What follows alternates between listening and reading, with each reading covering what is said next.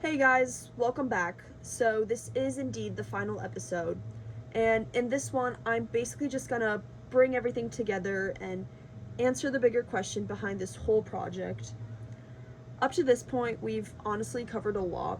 We started with the idea of fear of new technology and how people have always reacted negatively to new things, like how in The Music Man, something as simple as pool was framed as dangerous for kids. Then we moved into cognitive development, talking about how the internet affects learning, attention, and thinking. After that, we got into social development, looking at friendships and communication. And then in the last episode, we talked about emotional development, especially social media, self esteem, and mental health. So now that we've gone through all of that, the main question is, what does all of this actually mean? And honestly, the biggest takeaway from this entire podcast series is that there isn't a simple answer. It would be really easy if we could just say the internet is bad for kids or the internet is helping kids. But that's not what the research shows at all. Instead, what we see over and over again is that the internet can have both positive and negative effects, depending on the situation. For example, when we looked at cognitive development, we saw that kids can actually learn effectively through interactive technology like video chats or educational apps.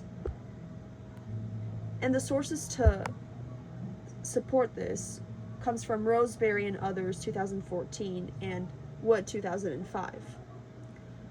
At the same time, though, excessive screen time has been linked to lower well-being and developmental concerns.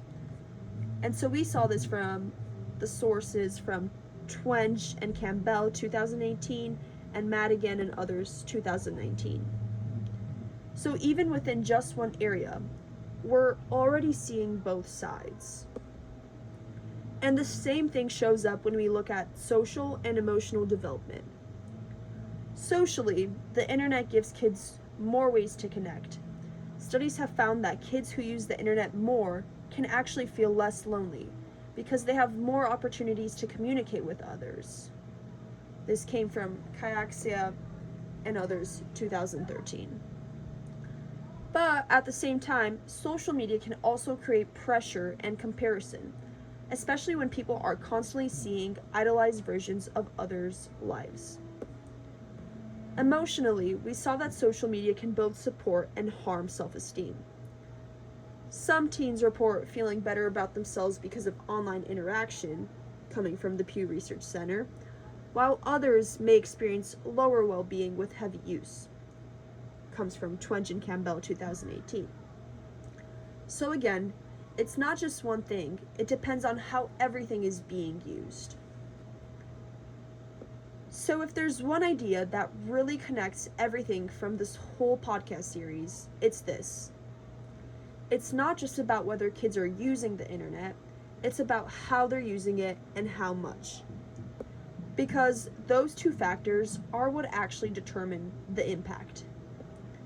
For example, there's a huge difference between passive scrolling for hours versus actively learning, communicating, or creating something online.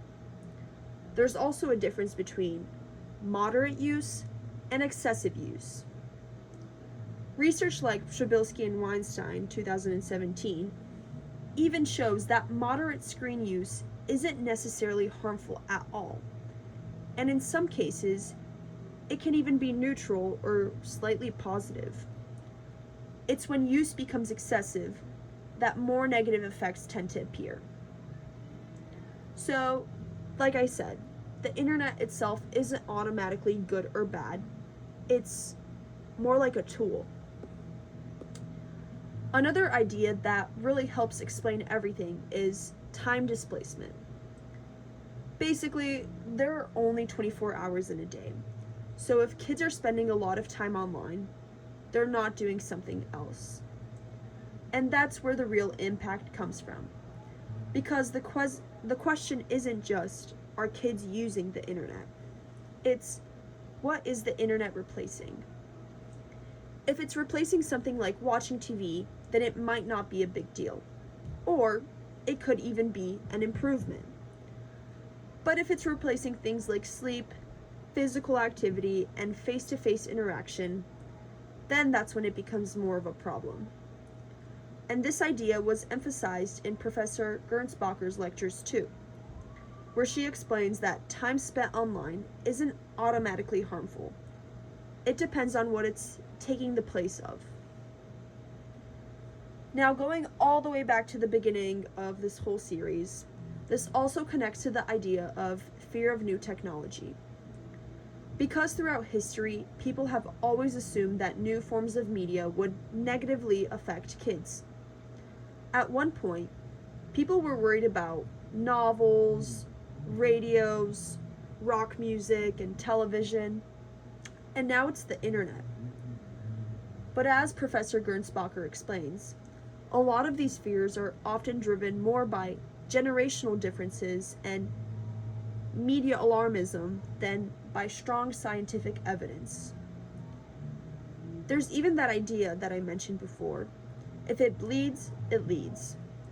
Meaning the media focuses more on negative or dramatic stories, which can make the internet seem more harmful than it actually is. So part of what we're seeing isn't just about the internet. It's about how people react to the change. And honestly, this is something I can see in my own real life too. Like when I think about my own cousins, it's really obvious that they're growing up differently. My older cousins didn't grow up with constant internet access. They didn't have smartphones at a young age, and their social lives looked very different. But my younger cousins have grown up with technology everywhere. Phones, tablets, social media, everything, you name it. And at first, it might seem like that's a bad thing. But when you actually look closer, it's not that their development is worse, it's just different.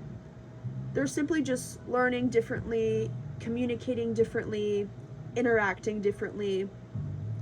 And honestly, a lot of the skills they're developing are just adapted to the environment they've been growing up in.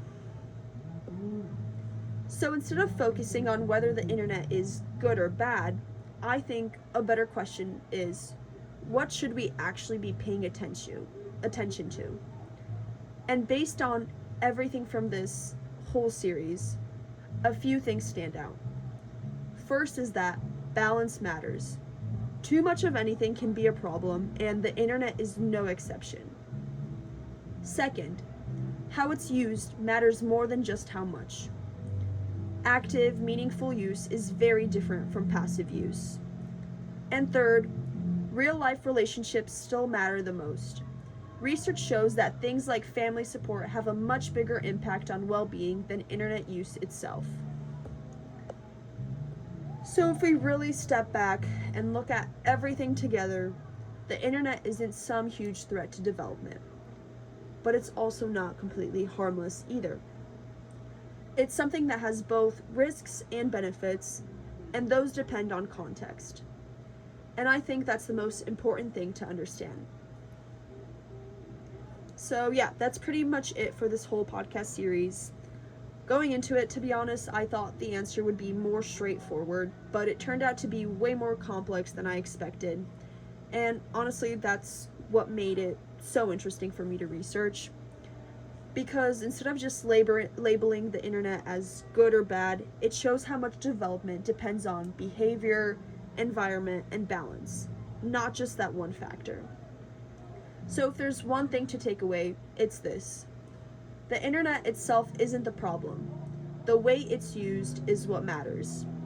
And instead of reacting with fear, it makes more sense to focus on understanding and balance.